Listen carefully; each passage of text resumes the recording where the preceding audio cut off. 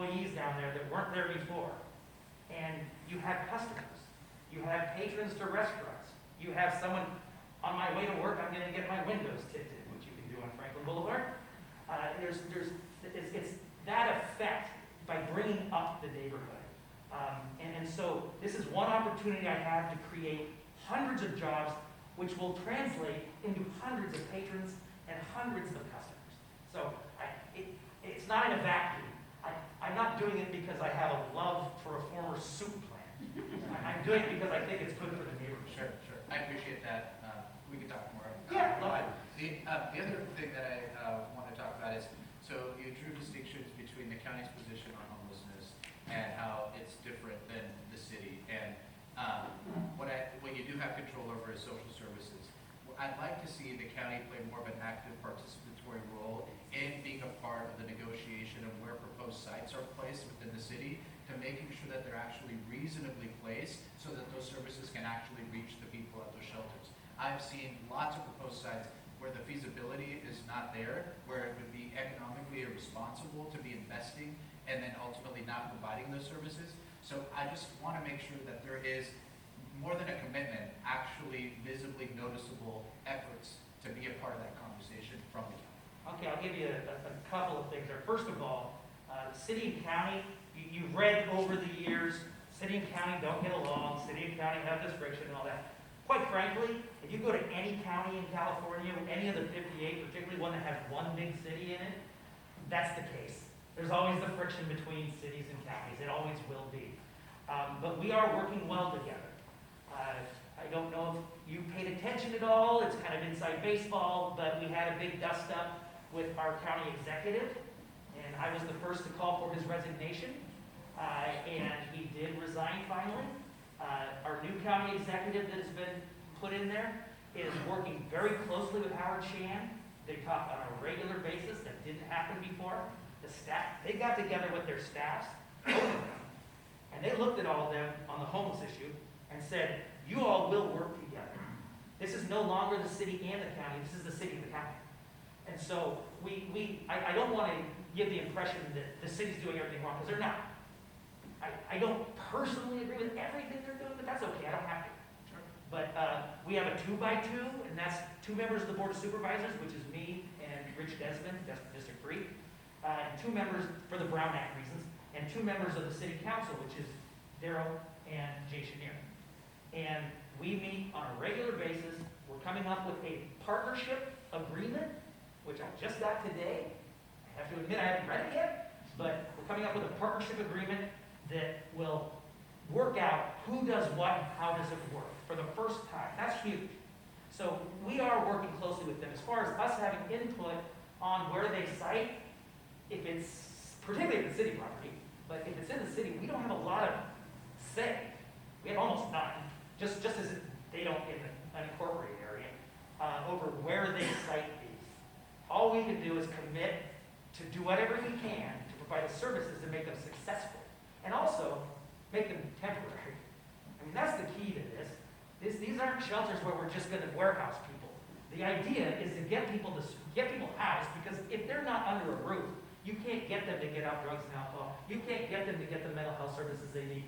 If they're living on the streets, it's not going to happen. So we've got to get them housed first, then get them the services they need, hopefully transition them out into a more stable situation. But I will give you one example. The 5th Street shelter is actually operated by the city, but it's our property.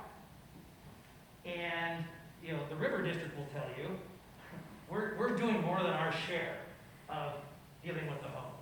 And if you drive down there, they have a good point. The city wants us to grow the 5th Street shelter, and I'm looking to see how we can do that, but it wasn't meant to house that many people. So, Mayor Steinberg, a good friend of mine, is not real happy with us right now, because we're saying you can't put more people in there because the fire marshal says you can't. And we all know what happened in Oakland, and I don't mean that in a trite way at all. It's a very serious matter. They don't have enough bathrooms, all of that. But all of that's overcomable, and we're going to work with them to see if we can do that and other things. So we will do everything we can to make the city's programs successful, but we can't drive their program. We don't have the jurisdiction. Okay, listen, we could just have like one more question because we have to keep moving because Monica has a presentation again. So go ahead, Julian's gonna. By the way, this is like my first one of these in a year and a half, I'm a little rusty. I'll take two, because she's at her end. I just want to thank you for your commitment to this city and what you do. I just want to say that. Thank you. Thank you too. Really, You really. too. You had an incredible impact on the arts in Sacramento. And let's face it, we talk about homelessness, we talk about COVID, we talk about all these things. We're not a city. We're not a county if we don't have other things to talk about. And the arts is one of them. And so I appreciate the work you've done. So the question I have, I know you had as a project the amphitheater. Oh, yeah. What's your status or? Real quickly, and I've been before this group talking about it before, I really thought we could do it for, say, $3 million, and I still believe we could have. The council member at the time wanted to turn it into a city project. And so I was doing a private fundraising effort, bringing private builders to do it. He wanted it to be under the Parks Department, and there it went to die. So I'd still like it to happen. It would still be a phenomenal asset to our neighborhood and to the city. But right now, it's really stagnant. I wish I could say better. That's the truth. Yes, ma'am. Mangan Park. Megan Park, Judy Holden.